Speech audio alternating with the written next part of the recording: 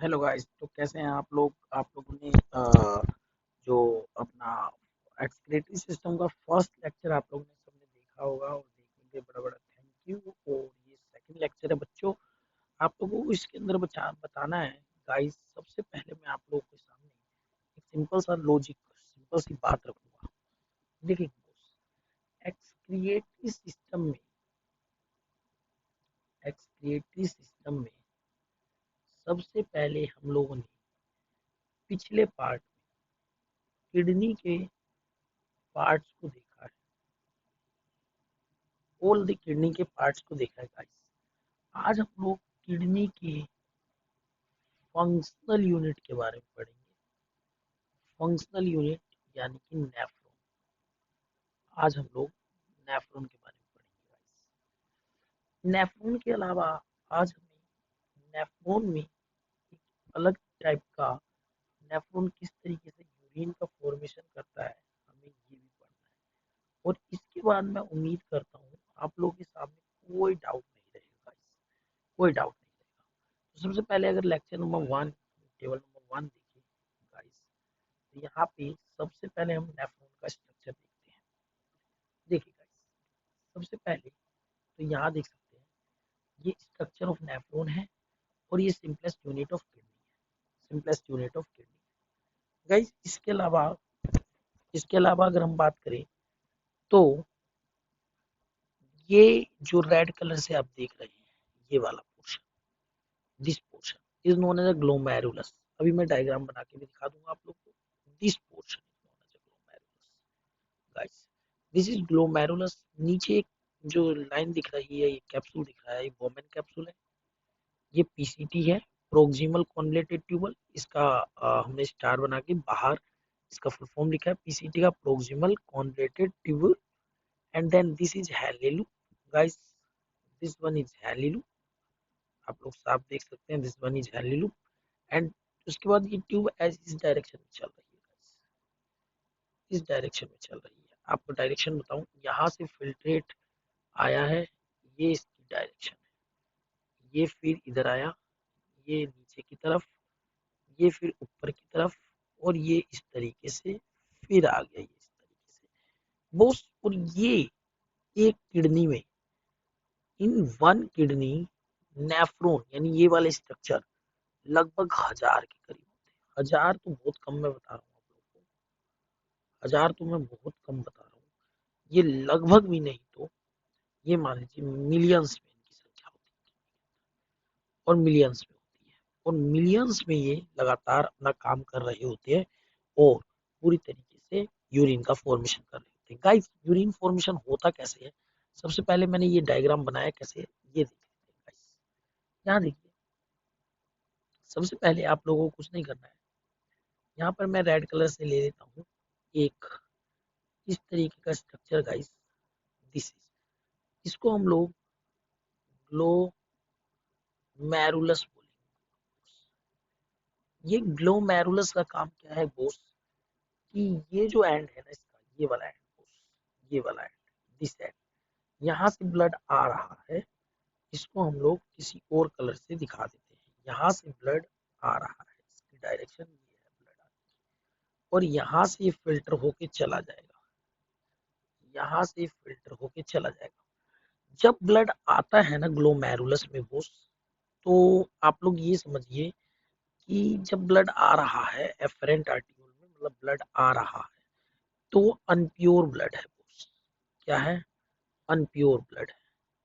But जैसे ही वो nephron से गुजरेगा, यानी ग्लोमेरुलस से गुजरेगा, जैसे ही वो ग्लोमेरुलस से गुजरेगा तो उसके अंदर अल्ट्रा फिल्ट्रेशन होगा और वो अनप्योर ब्लड बन जाएगा Bose, pure blood. I think clear हो गया होगा। तो वो जो अनप्योर ब्लड है वो प्योर ब्लड में चेंज हुआ, तो इसकी गंदगी निकली होगी। ये गंदगी कहाँ जाती है गाइस? ये गंदगी इस वाले लेयर में आ जाती है, इस वाले layer. This layer is known as Bowman capsule. इसको हम लोग बोमेन कैप्सूल कहते हैं, बोमेन कैप्सूल। वो एक चीज बड़ा ध्यान रखना, स्पेलिंग को मैं थोड़ा क्लियर कर देता हूँ ताकि कोई दिक्कत ना हो ज्यादा आप लोगों को BOWMANCAPSULE,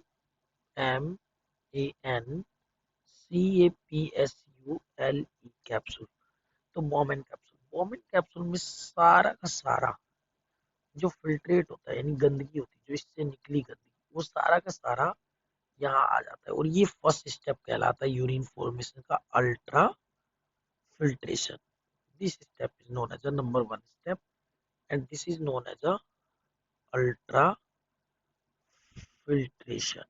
Okay, guys, this is known as a ultra filtration. This is known as a ultra filtration. Ultra filtration में क्या हुआ? फर्स्ट स्टेप है ये यूरिन फॉर्मेशन का, अल्ट्रा फिल्ट्रेशन। अल्ट्रा फिल्ट्रेशन में ये हुआ कि जितने भी अनप्योर ब्लड थे, अनप्योर ब्लड प्योर ब्लड में चेंज हो गया गाइस, प्योर ब्लड में चेंज हो गया। और जितने फिल्ट्रेट थे वो सारे के सारे नीचे कहाँ इकट्ठे हो गए? जितने भी फिल्ट्रेट फिल्ट्रेट थे ना बोस, वो सारे के सारे बोमेन कैप्सूल में जाकर इकट्ठे हो गए, बोमेन कैप्सूल में जाकर इकट्ठे हो गए। Okay guys, the second one is, this is the first step, and the second step is very simple, काफी आसान है। सेकंड स्टेप होता है आपका रीएब्जॉर्प्शन। रीएब्जॉर्प्शन, रीएब्जॉर्प्शन, रीएब्जॉर्प्शन में क्या होता है? इस 1999%, 90.9%, या ये बोलो 99%, 99 99% ऑफ द फिल्ट्रेट जो होता है, 99% of the filtrate, of the filtrate will reabsorb, will reabsorbed by the tubule, by the tubule। ये ट्यूब्यूल्स रीएब्जॉर्ब कर लेती है। इनका नाम क्या होता है? PCT, proximal convoluted tubule, Henle loop and DCT. ये तीनों ट्यूब 99% को, 99 अनप्योर सब्सटेंस को रीएब्जॉर्ब कर लेती है, क्योंकि उनमें भी कुछ प्योर सब्सटेंस होते हैं। कैसे? आप अगर इसको कंटिन्यूसली देखेंगे ना डायग्राम को, तो ये जो था ना अपना बोमेन कैप्सूल था, ये बोमेन कैप्सूल था, और बोमेन कैप्सूल के बाद ये सरफेस एरिया इंक्रीज हो जाता है इसका। This is PCT and this is your Henle loop, and this one is DCT, this is your Henle loop, and this is DCT, and this one is your collecting duct, collecting duct। तो guys क्या हुआ कि आप अगर देखेंगे तो जितना filtrate यहाँ पे एब्जॉर्ब हुआ था, जितना फिल्ट्रेट यहाँ पे आया था, किसके थ्रू आया था? आप सबको पता है, ग्लोमेरस के थ्रू, ग्लोमेरुलस से अल्ट्रा फिल्ट्रेशन। तो फर्स्ट स्टेप अल्ट्रा फिल्ट्रेशन यहाँ पर हुआ था, अल्ट्रा फिल्ट्रेशन।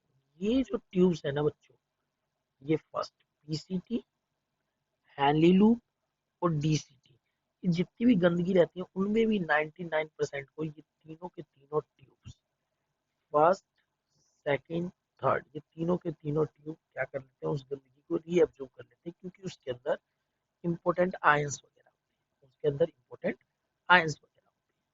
और थर्ड स्टेप है सिक्रेशन, थर्ड स्टेप है सिक्रेशन। सिक्रेशन में क्या होता है गाइस कि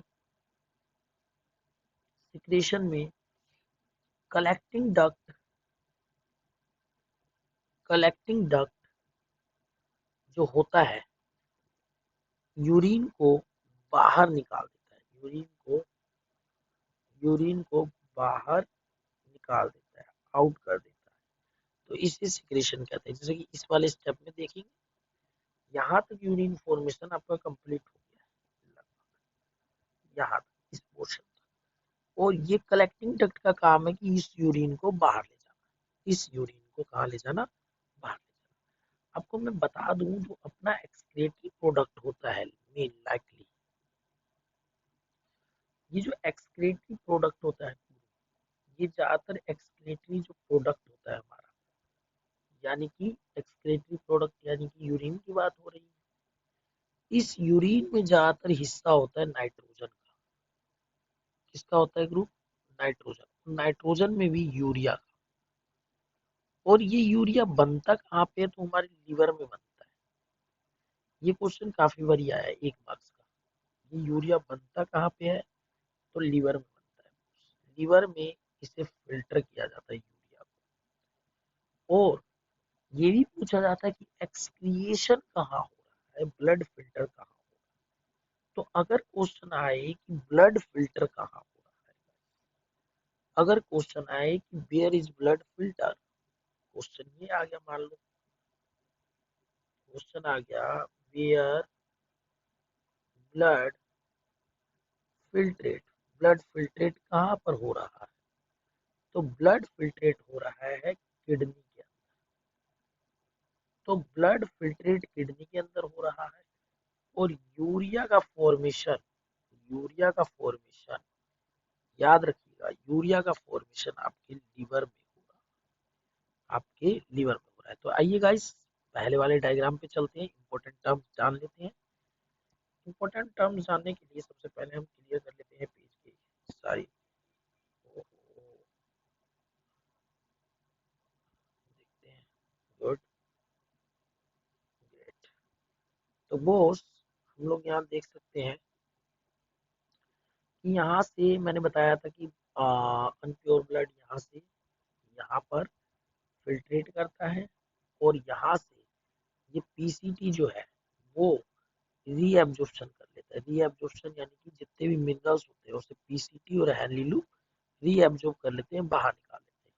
और कलेक्टिंग डक्ट फिर क्या कर देता है? सिक्रेशन करता है। कलेक्टिंग डक्ट क्या करता है गाइस? सिक्रेशन करता है। कलेक्टिंग डक्ट सिक्रेशन करता है। तो हम लोग अगर बात करें